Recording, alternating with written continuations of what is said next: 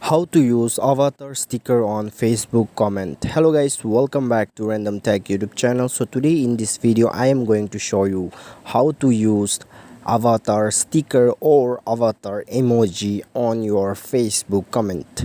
So without wasting time, let's get inside the video. And also guys, don't forget to hit the subscribe button and press the bell icon.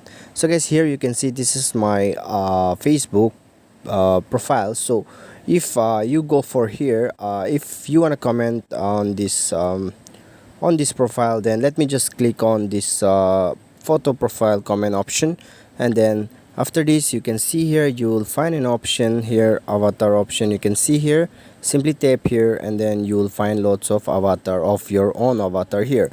So here you can see, so let me just give one avatar here, and you can see my comment is on avatar option. You can see your avatar.